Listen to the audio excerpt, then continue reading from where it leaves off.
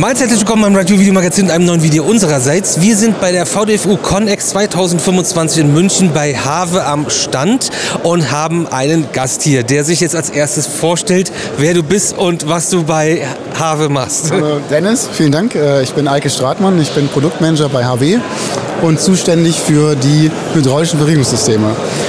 Da wären wir nämlich bei der nächsten Frage, was macht ihr eigentlich? Also vor allem als Produktmanager, was habt ihr für Produkte und was macht eure Firma? Also ich separiere das jetzt mal. Also wir haben unser Werk in Regensburg oder bei Regensburg, speziell in Barbing, und sind fokussiert auf Medizintechnik als auch Achterbahnsicherheitstechnik. Aber wir sind eine Tochtergesellschaft von HW und HW selber als Konzern ist spezialisiert auf Hydraulik und da in den verschiedensten Facetten. Von Mobilhydraulik, also Baumaschinen, über Farming, über Ernährung, also überall, wo es Hydraulik gibt. Man kann das gut auf der Webseite auch nachvollziehen. Dort sind wir präsent. Genau. Aber ich im Speziellen bin zuständig als Produktmanager für die Verriegelungssysteme. Als Laie, der sich vielleicht nicht so auskennt, wird man jetzt denken, wenn ich eine Achterbahn kaufe, was jetzt auch schon sehr abstrakt eigentlich wäre, dass da ist ja auch ein Zug dabei meistens und dass da die Bügel eigentlich von dem Achterbahnhersteller sind.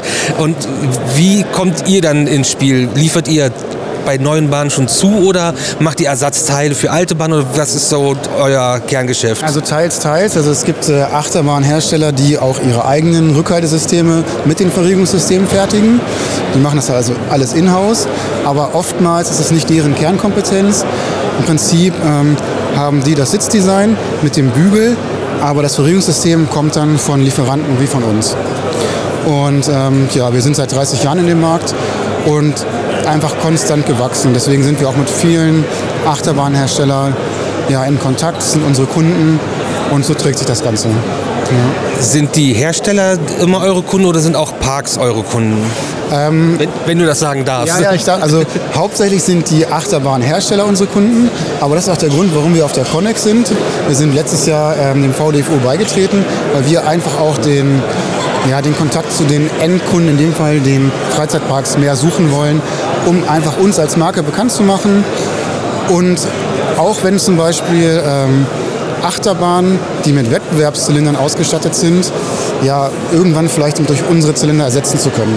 Deswegen achten wir auch darauf, dass, man sieht es auch später, wenn wir den Rundgang machen, dass unsere Zylinder besonders kompakt gebaut sind, weil dadurch habe ich eine hohe Kompatibilität zu Zylindern im Markt und habe die Chance, dass wir die ersetzen können, austauschen können. Ja. Vielleicht müssen wir, bevor wir jetzt rumgehen, noch ein paar Wörter klären oder Begrifflichkeiten, damit man das versteht, wenn man sich nicht so auskennt, weil Rückhaltesystem, Verriegelungssystem, diese ganzen Begriffe sind geklärt. Super, dann machen wir den Vokabeltest am Gerät selbst. Ja. Also im Prinzip, das hier ist das Rückhaltesystem, der Sitz mit dem Bügel und das Verriegelungssystem selber ist halt der Zylinder. Ja, und es gibt aber verschiedene Formen von Verriegelungssystemen, es können auch Ratschen sein. Ja. Aber gerade in Fahrgeschäften mit höheren Anforderungen, also es gibt die DIN EN 13814, das ist also die Norm, nach der Fahrgeschäfte zertifiziert werden. Da gibt es verschiedene Sitzklassen und je höher die Sitzklasse ist, also wir reden eher so ab Sitzklasse 4 und 5, desto wahrscheinlicher ist es, dass ein hydraulischer Zylinder verbaut ist. Ich wollte gerade sagen, es gibt 5 Klassen und die erste ist das ist eigentlich die Aufstehhinderung, oder? Da hat man vielleicht eine kleine Kette oder, also das ist halt wirklich so ein Kinderfahrgeschäft, was im Kreis fährt vielleicht, also da braucht man eigentlich in dem Sinne kein Verriegelungssystem. Ja. Aber es ist einkategorisiert und geht damit los. Ja, genau, richtig. Muss man vielleicht dann auch noch Redundanzen, sind glaube ich dann auch noch ein wichtiges Thema? Das hängt dann an ab Sitzklasse 4 und 5, dort ist dann Redundanz gefragt und gerade weil wir halt in Achterbahnen verbaut sind, die halt wirklich hohe Anforderungen haben, deswegen hier am Sitz auch ist einfach dann als Beispiel Redundanz verbaut. Ja. Genau, das ist eigentlich unser Steckenpferd, also in Achterbahnen mit hohen Anforderungen verbaut zu sein und das zeigt der Demonstrator hier auch. Ne? Möchtest du das einmal komplett erklären wahrscheinlich? Ja, also wir können mal rumkommen, wir haben ein Interface, ein Bedienterminal. Also was wir hier eigentlich zeigen, ist die komplette Automatisierung oder eine Vision der Automatisierung. Weil wir wissen alle, in Freizeitparks, speziell nach Corona, ist es schwierig mit der Personalsituation. Viele Leute haben Freizeitparks verlassen. Freizeitparks ist schwierig, Personal zu rekrutieren. Und deswegen ist ein Ansatz von uns, die Menschen im Freizeitpark durch Automatisierung zu unterstützen. Deswegen hier auch das Werbebild vom Operator, dass wir mit unseren Lösungen diese Berufsgruppe unterstützen. Und wir zeigen hier im Prinzip die Automatisierung, Öffnen und Schließen des Bügels als Vision. Wir haben ein angeschlossenes Antriebssystem hier unten. Das ist an den Zylinder gekoppelt. Ich kann das hier über unser System steuern. Das kann ich dir auch gleich mal zeigen. Und die Idee dahinter ist einfach, den Operator vor der Fahrt zu entlasten, weil das Öffnen und Schließen funktioniert vollautomatisch. Ich muss mich als Operator da nicht mehr so intensiv drum kümmern und habe als Freizeitpark auch den Vorteil, dass ich einfach mehr Fahrten anbieten kann. Weil dadurch, dass ich die Zeit einspare, schaffe ich über den Tag einfach mehr Fahrten. Und dann kann ich entweder mehr Tickets verkaufen oder wenn ich halt keinen, ich sag mal, Flatrate habe, kann ich zumindest dafür sorgen, dass die Warteschlangen kürzer werden. Genau. Das ist halt ein Element, was wir hier zeigen an dem Demonstrator. Und dann haben wir noch weitere Themen. Und zwar ist in dem Zylinder, wir nennen ihn HLU-LEXE, und das E steht für Elektronik. Man sieht da oben die Unterscheidung auch. M ist die rein mechanische Variante, E die mit Elektronik. Und der Zylinder mit Elektronik hat in der Firmware verschiedene Betriebsmodi einprogrammiert, die den Operator oder speziell die Mechaniker im Alltag entlasten. Das heißt, ich kann als Operator vor Fahrtbeginn alle Sitze, alle Zylinder auf Knopfdruck prüfen vor der Fahrt, ob sie sicher sind, die Zylinder, ob sie dicht sind, und muss nicht mehr im Prinzip von Sitz zu Sitz gehen und mal so einen Anzugstest machen. Und dann haben wir einen weiteren Betriebsmodi in der Firmware. Wir nennen ihn Wartungsmessung oder Maintenance Mode, weil jetzt ist es in der Branche üblich, dass man einmal pro Woche jeden Zylinder ungefähr 5 Minuten prüft auf Dichtigkeit. Das heißt, da wird dann Druck aufgebaut, meistens mit so einer Vorspannvorrichtung, und dann wird geschaut, gibt der Zylinder unter Last nach, ja, nein. Und im Schnitt ist es ja wirklich 5 Minuten pro Zylinder, bei Redundanz also schon 10 Minuten pro Sitz. Und wenn man sich dann mal hochrechnet, wie viele Sitze ich habe, wie viele Achterbahnen, 24 Sitze sind da kommen wirklich riesige Zeiten zusammen, die da aufgewendet werden müssen, um mit unserer Lösung auch wieder auf Knopfdruck alle Sitze überprüfen. Ja, und das ist hier auch wirklich direkt live zeigbar. Also ich weiß nicht, wie viel Zeit ihr mitgebracht habt. Genug. Genau, also dann können wir doch einmal mal anfangen. Dann zeigen wir euch die Passagierabwicklung, die automatische. Ja. Gut, dann würden wir euch jetzt mal die automatische Passagierabwicklung zeigen. Die haben wir hier vorbereitet. Jetzt ist der Bügel offen. Jetzt machen wir ihn mal zu. Wir haben hier verschiedene Funktionen. Also ich kann zum Beispiel Handsensoren in die Kette einbauen. Dann kann ich den Bügel steuern über die Handsensoren. Oder ich kann den einstellen, dass er nur bis zur Mindestschließposition fährt. Ich würde jetzt mal sagen, wir schalten den Handsensor aus. Jetzt schaue ich kurz. Wir fahren jetzt mal bis zur Mindestschließposition. Jetzt gehe ich auf Closing.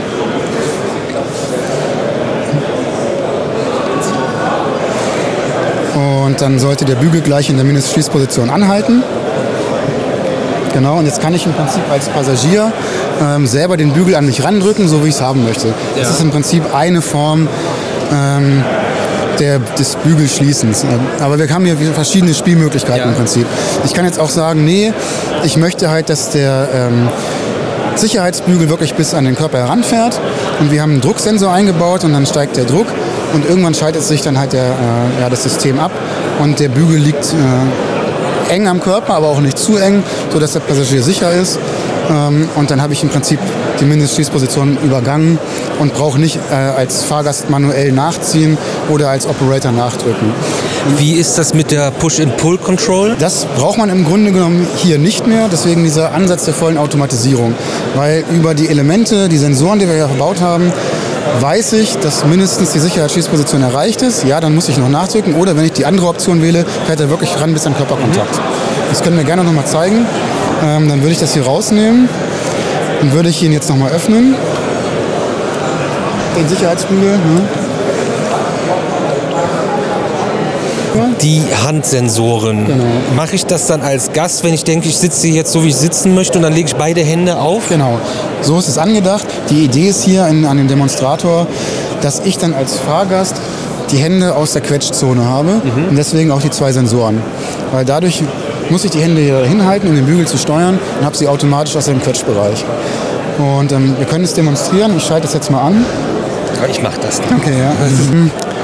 Du bist soweit? Ich bin soweit. Okay, dann starte ich jetzt hier den Vorgang, gehe auf Closing. Und jetzt kannst du die über die Sensoren steuern. Und wenn du eine Hand loslässt, dann bleibt er auch stehen. Ja? Ja. Genau. Ich bin ein Operator. Das ist schon ein bisschen spooky, wenn man das selber so macht. Ja. Und jetzt fährt er halt bis an den Körper heran. Und dann irgendwann schaltet der Drucksensor ab. Sind wir überhaupt bei der Mindestposition? Ja gut, er sitzt halt natürlich auch er sitzt jetzt zu klein für dich wahrscheinlich. Ne? Das ist halt ein Mock-up einfach. Und jetzt wären wir fertig. Jetzt sag mal, fühlst du dich sicher? Ich habe mich noch nie so sicher in einer Achterbahn. Drück mal gegen den Bügel. Ja, du sitzt fest, oder? Ich sitze fest. Okay. Und jetzt werden wir noch hier drin lassen und gehen schön essen. Ja, war mir klar. Also halten wir fest, das System hat funktioniert, weil die Mindestschießposition war nicht erreicht. Und deswegen hat er im Prinzip auch erstmal das System runtergefahren. Er hat einen Fehler gemeldet. Aber es ist im Prinzip... Schön, dass wir das auch noch mal unterstreichen. Genau. Und es liegt einfach an unserem Setup hier auch. Ne? Na, alles gut. Halt genau, so abgestimmt. Und dann hätten wir noch diverse andere Möglichkeiten. Also ich hatte es ja vorhin erwähnt, dass wir hier verschiedene Automatisierungsoptionen haben.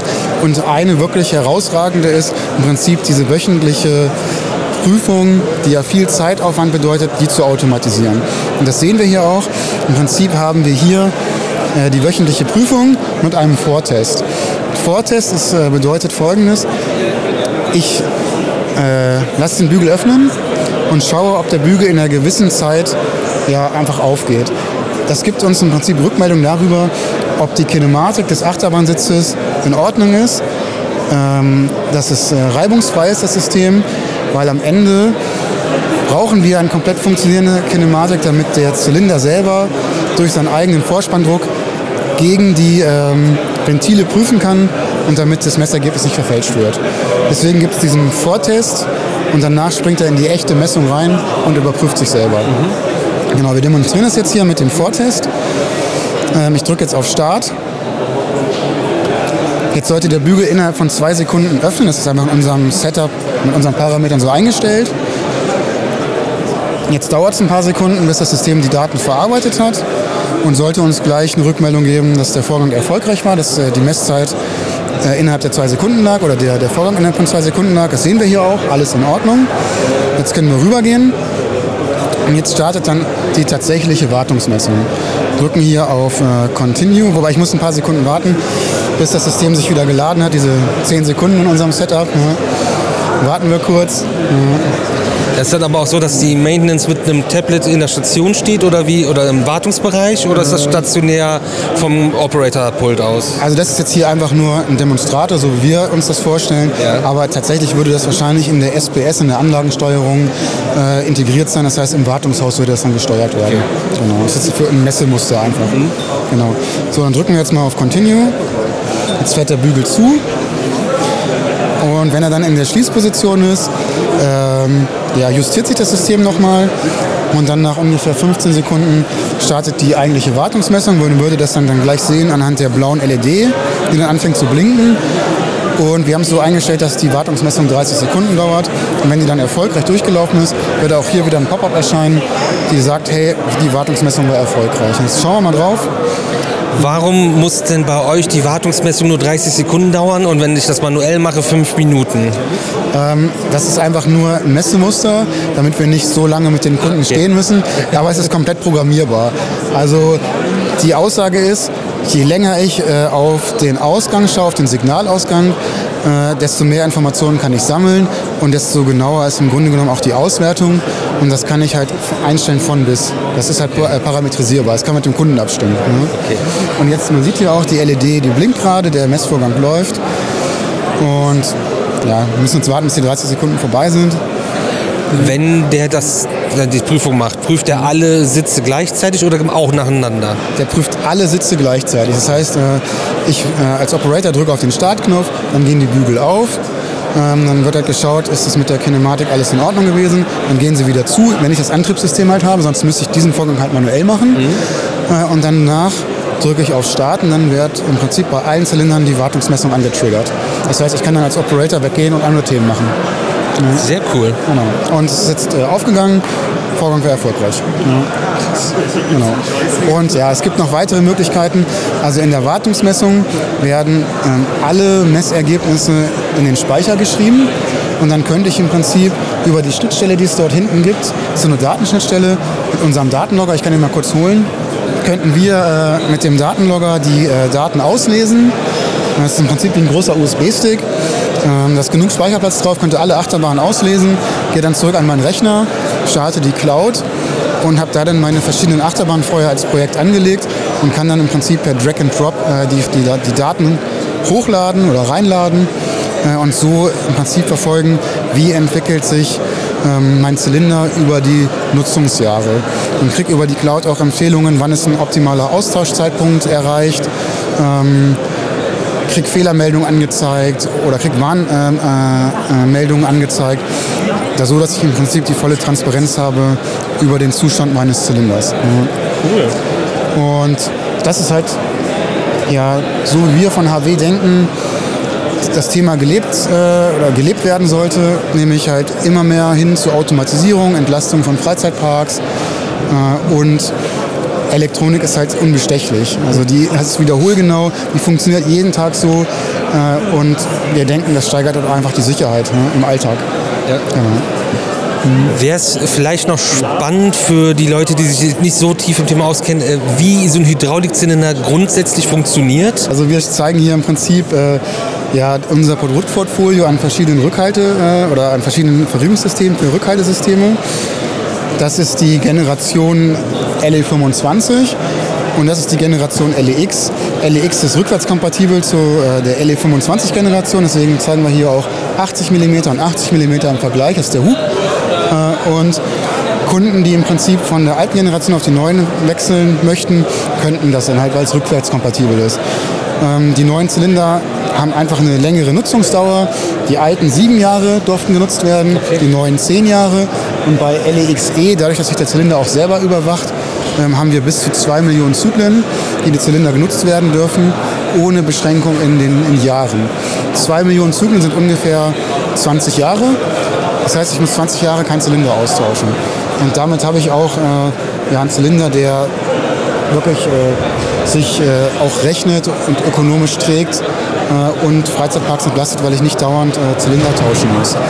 Finde ich auch als Hersteller von solchen Zylindern schon nicht wirtschaftlich, wenn die so lange halten, weil da verkaufst du ja theoretisch weniger. Das stimmt, ja, theoretisch ja, aber dadurch, dass in diesen Zylindern mit der Elektronik auch viel mehr Technik drin ist, sind die auch teurer. Das heißt, man muss dem Kunden ja auch einen Anreiz schaffen, so ein System zu erwerben. Und das geht halt darüber, dass ich halt viel Automatisierungslösungen bekomme und halt auch eine längere Nutzungsdauer angeboten bekomme. Und zum Prinzip, das ist ein hydraulischer Zylinder. Wir haben einen Speicher, also hier mit einem Membranspeicher, hier mit einem Kolbenspeicher. Es ist ein Ventil integriert, ein Rückschlagventil. Das wird gesteuert über eine Spule mit einem Druckrohr, was das Ventil dann öffnet, schließt. In dem Moment, wo ich es halt auch so steuern möchte. Ja, es ist ein klassischer Zylinder. Ich weiß nicht, wie tief wir jetzt einsteigen möchten, aber ich denke, das reicht auf dem Niveau. Ja. Und genau, also wir zeigen hier auf der Messe einfach unser Zylinderportfolio. Wir bei HW haben über unsere Webseite ein Kundenportal, was angesurft werden kann. Und dort können die Kunden im Prinzip ihre Zylinder konfigurieren. Können sich dann die CAD-Daten runterladen, die Datenblätter dazu runterladen, die Anleitungen dazu runterladen. Und so haben sie einen einfachen Zugang zu unseren Lösungen, können sich die CAD in ihre Konstruktion laden und direkt schauen, ist ein HW-Zylinder kompatibel mit meinem eigenen Design. Ja. Cool. Genau, und da muss man sich nur anmelden, das ist kostenfrei, E-Mail-Adresse, Name und habe dann Zugang zu den Informationen. Das ist stark. Also man sieht es ja auch gerade, das heißt jetzt hier, der Konfigurator heißt bei HW Product Finder oder Produktfinder auf Deutsch. Dann könnte ich mich hier durchkonfigurieren und am Ende würde ich dann halt meine Lösung bekommen mit einem 3D-Modell. Ich kann es mal kurz vorführen. Gehe mal auf Zurücksetzen. Kann mal ganz schnell hier eine Lösung. Genau, wir sehen jetzt hier die Benutzeroberfläche von dem Produktfinder von HW, wo ich mir meine eigenen Verriegelungssysteme konfigurieren kann. Und dann als Beispiel mal, ich konfiguriere jetzt eine Einheit mit 150 mm Hub, mit einer Ausschubkraft von 500 Newton. Und ich stelle jetzt nicht zu viel ein, ich lasse es jetzt mal so stehen. Jetzt ist die Konfiguration vollendet. Jetzt könnte ich mir hier zum Beispiel mein 3D-Modell runterladen. Ich gehe mal hier drauf. Ich hoffe, das Internet ist schnell genug. So, und jetzt hätte ich hier das konfigurierte 3D-Modell von dem Zylinder und kann mir das dann runterladen, kann mir das auch in verschiedenen Perspektiven hier in der Vorschau schon anschauen und habe dann so als Konstrukteur eines Rückhaltesystems von Achterbahnen schnell Zugang zu dem Verriegelungssystem und kann prüfen, ob das in mein Rückhaltesystem reinpasst. Das ist ja verrückt. Genau. Und kann auch die Datenblätter runterladen. Genau, also ich habe halt einen schnellen Zugang zu den wichtigsten Informationen als Konstrukteur. So, wir haben jetzt noch jemand Zweites hier. Einmal bitte vorstellen, wer du bist und was du bei HAWE machst. Hallo, ich bin Kerstin Gündra, ich bin Leiterin des Produktmanagements und der Tools, also diesen Konfigurator, den der Eike bestimmt auch schon mal erwähnt hat. Der ist auch bei uns in der Abteilung und bin seit 2019 bei HAWE. Und ihr seid jetzt ziemlich breit aufgestellt und macht jetzt eigentlich fast alles, was mit Hydraulik irgendwie zu tun hat. Was habt ihr denn noch im Portfolio? Ja, also wir sind seit 75 Jahren in der Hydraulik unterwegs und gestartet von einer Radialkolbenpumpe hat sich das Portfolio entwickelt, sodass es inzwischen fast 300 Produktfamilien sind.